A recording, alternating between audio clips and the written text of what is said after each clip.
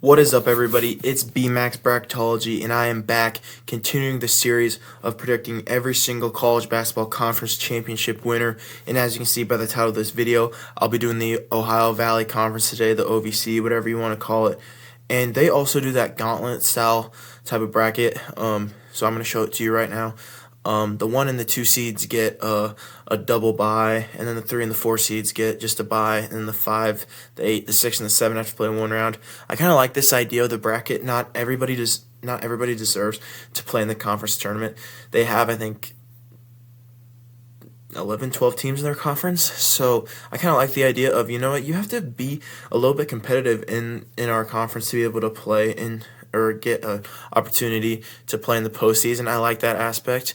You know, the more you look at all these different kind of brackets, you know, you wonder how you realize how different they are, and it's really cool to point that out. But okay, let's just get into the first matchup. We got the 5 seed Tennessee Tech and the 8 seed Tennessee Martin. Little battle of the Tennessee schools. Both these teams are very similar. Don't really look into the seeds, the 5 versus 8. Tennessee Martin was only one game behind Tennessee Tech. Tennessee Martin, they do not shoot the ball very well. They force a decent amount of turnovers, but they just don't shoot the ball very well. They shoot a lot of 3-pointers. They don't make a lot of them. And Tennessee Tech, they have a really good guard in Jalen Johnson. Jeez, I could not think of his name. He is their facilitator. He is the person that they run their offense through. He has a lot of steals. He forces a lot of turnovers. I think he's the big difference maker in this game. I'm going to go with Tennessee Tech to win this one. And then the other matchup, we got the 6 seed Lindenwood and the 7 seed Morehead State. Morehead State has kind of been the team that has normally ran this conference. They won the conference last year. I think they won it 3 years ago.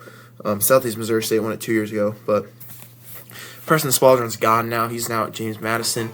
But Morehead State, historically, does pretty good in this conference, and they're going against Lindenwood. Both of these teams do not shoot the ball very well. They both don't really take care of the ball well. They don't shoot the 3 ball well. Not a fan of either one. Not a fan of either one of these teams.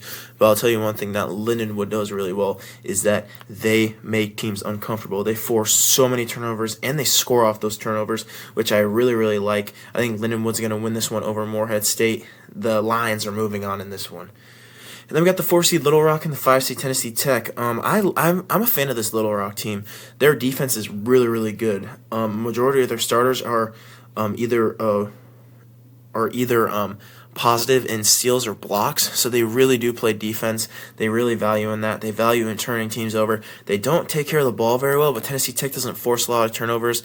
Little Rock is the more talented team. Jonathan Lawson is a great player. He played at Memphis, was at Creighton last year. He is a really good player.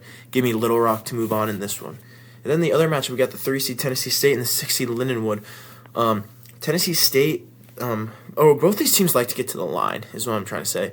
They don't shoot very well at the free throw line either. I think this is just going to be another messy, tough game, and Lindenwood played just like that the night before. I think they're going to force Tennessee State into situations that they're not. I think they're going to force a lot of turnovers. I got Lindenwood making a little Cinderella run into the Final Four of this conference as they defeat Tennessee State.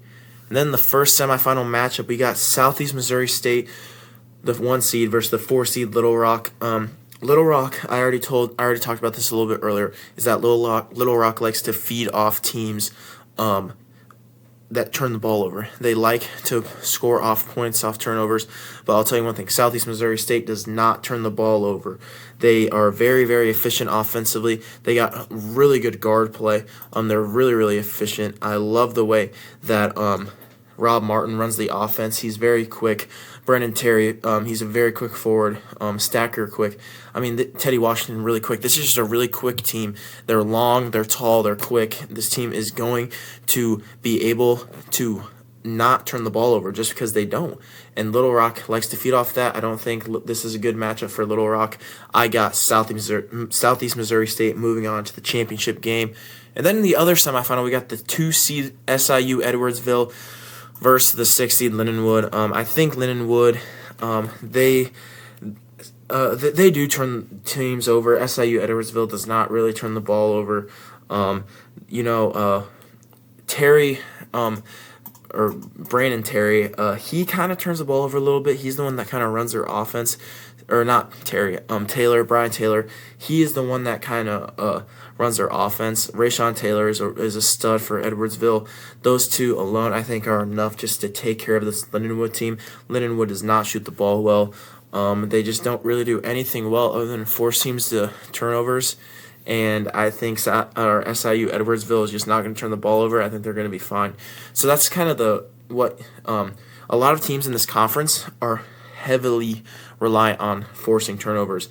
All those other 6 teams are very, very good in the turnover margin, but they don't do anything else very well. But Southeast Missouri State and SIU Edwardsville are okay in the turnover margin. Like they're still good, but they have other factors that lead them into what they do well. And then the championship game, Brad Korn, we got the 1 seed Southeast Missouri State and the 2 seed SIU Edwardsville. Brad Korn has done a great job turning the Southeast Missouri State program around. He took them to the NCAA tournament 2 years ago. I mean, this is a great matchup for both these teams. Both these teams have elite scores in the Taylors. I don't think they're brothers. And then Southeast Missouri State, I already talked about them earlier. Rob Martin, Terry, Stacker, Washington, Ward. I mean, this team is. I think both these teams are pretty solid. I don't like the depth of SIU Edwardsville, but this is only the second game in 2 days. I just don't think that they're outside of the Taylors that they're going to get much production. Maleth is solid, but outside of those 3, they don't really get much production from anybody else. And I think Southeast Missouri State is going to really take advantage of that. And I think Brad Korn is a great coach. I think if he wins this conference, he's going to get a better job in the offseason. And I do think Southeast Missouri State is going to win this conference. I have them winning the Ohio Valley. Rob Martin is such a quick guy off the ball. He creates plays that they run their offense through him. He doesn't shoot the 3-ball wall, or no, he doesn't shoot the 3-ball a lot. He shoots it all right. All these guys shoot the 3-ball all right. Teddy Washington, kind of. But they don't rely on the 3. Neither one of these teams do, but Southeast Missouri State doesn't. I like the way this Redhawks team plays. They're all quick. They're tall. They're athletic. They're long. I just like the way that this team plays. Brennan Terry is super quick around the basket. Great footwork. I think they're gonna end up beating SIU Edwardsville. They smoked them in both the games that they played in the regular season. Southeast Missouri State hasn't made the tournament since 2 years ago in 2022 or 2023, I believe. Brad Korn, great coach. He's going to get it done. And that's all I really got for you guys today. The Ohio Valley, they've kind of lost a lot of teams over the past couple of years. They lost Murray State. They lost Belmont. Those were the 2 teams that really were kind of pushing this conference to be what it kind of was. And they lost Austin Peay and Jacksonville State too as well. But, these teams are still pretty solid. I like the way this conference is going. And that's about it for you guys today. That's all I got. I really hope you guys enjoyed this video. Make sure you like and subscribe. Hit the notification bell so you get notifications of every time I post. And I will be posting every single conference tournament. So make sure you guys tag along so you know what's going on. And make sure you guys watch these games. These games are fun to watch. These guys, they're a bunch of players that, this could be their last games. They're going to play their heart out. That's just what they're going to do. And I really like this conference. That's all I got for you guys today. B Max Bracketology out. God bless everyone.